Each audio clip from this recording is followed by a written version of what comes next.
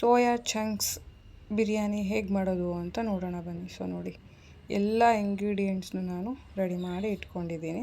ಸಿಂಪಲ್ಲಾಗಿರುತ್ತೆ, taste ಮಾತ್ರ ತುಂಬಾ ಚೆನ್ನಾಗಿತ್ತು. ನೀವು ಕೂಡ ಮಿಸ್ ಮಾಡದೆ ಟ್ರೈ ಮಾಡಿ, ನನಗೆ ಕಮೆಂಟ್ ಸೆಕ್ಷನಲ್ಲಿ ತಿಳಿಸಿ. ಒಂದು 5 ನಿಮಿಷ ಬಿಸಿ ನೀರಲ್ಲಿ ನೆನೆಸಿರ್ತಕ್ಕಂಥ ಸೋಯಾ ಚಂಕ್ಸ್ನ ಚೆನ್ನಾಗಿ ಹಿಂಡ್ಕೊಂಡ್ಬಿಟ್ಟು ಒಂದು ಬೌಲಿಗೆ ಶಿಫ್ಟ್ ಮಾಡಿಕೊಂಡು, ನೆಕ್ಸ್ಟ್ ಅದಕ್ಕೆ ಒಂದು ಸ್ವಲ್ಪ ಅರಿಶಿನ ನೋಡ್ತಾ ಇರ್ಬೋದು, ಹಾಗೆ ಸ್ವಲ್ಪ ಖಾರದ ಪುಡಿ, ಗಟ್ಟಿ ಮೊಸರು ಒಂದು ಬೌಲಷ್ಟು ಸೇರಿಸ್ಕೋಬೇಕು.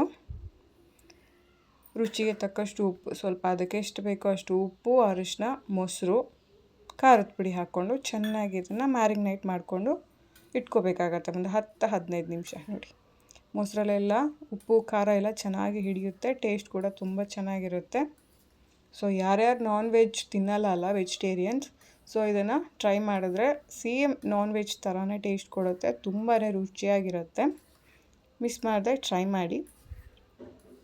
ನೋಡಿ, ಈ ರೀತಿ ಎಲ್ಲದಕ್ಕೂ ಅದು ಮಸಾಲ ಹಿಡಿಯೋಗೆ ಕಲಿಸ್ಬಿಟ್ಟು ಒಂದು ಸ್ವಲ್ಪ ಹೊತ್ತು ಮ್ಯಾರಿನೇಟ್ಗೆ ಇಡ್ತಾಯಿದ್ದೀನಿ.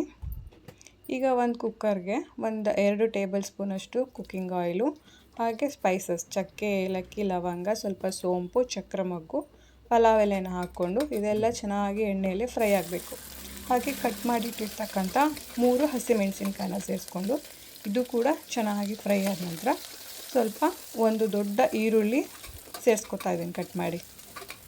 ಈರುಳ್ಳಿ ಕೂಡ ಎಣ್ಣೆಯಲ್ಲಿ ಚೆನ್ನಾಗಿ ಫ್ರೈ ಆದ ನಂತರ 1 ಟೇಬಲ್ ಸ್ಪೂನಷ್ಟು ಶುಂಠಿ ಬೆಳ್ಳುಳ್ಳಿ ಪೇಸ್ಟನ್ನು ಸೇರಿಸ್ಕೊಂಡು ಇದನ್ನು ಕೂಡ ಎಣ್ಣೆಯಲ್ಲಿ ಚೆನ್ನಾಗಿ ಹಸಿ ವಾಸನೆ ಹೋಗೋವರೆಗೂ ಫ್ರೈ ಮಾಡ್ಕೋಬೇಕಾಗತ್ತೆ.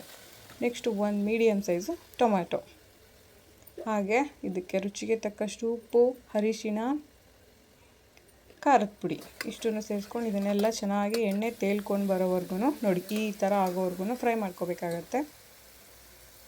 ಇದೆಲ್ಲ ಚೆನ್ನಾಗಿ ಫ್ರೈ ಆದ ನಂತರ ಆಗಲೇ ಮ್ಯಾರಿನೇಟ್ ಮಾಡೋಕ್ಕೆ ಇಟ್ಟಿದ್ವಲ್ವ ಸೋಯಾನ ಇದಕ್ಕೆ ಸೇರಿಸ್ಕೊತಾ ಇದ್ದೀನಿ. ನೋಡಿ, ಸಿಕ್ಕಾಪಟ್ಟೆ ಚೆನ್ನಾಗಿತ್ತು ಫ್ರೆಂಡ್ಸ್, ಮರೀದೆ ಟ್ರೈ ಮಾಡಿ.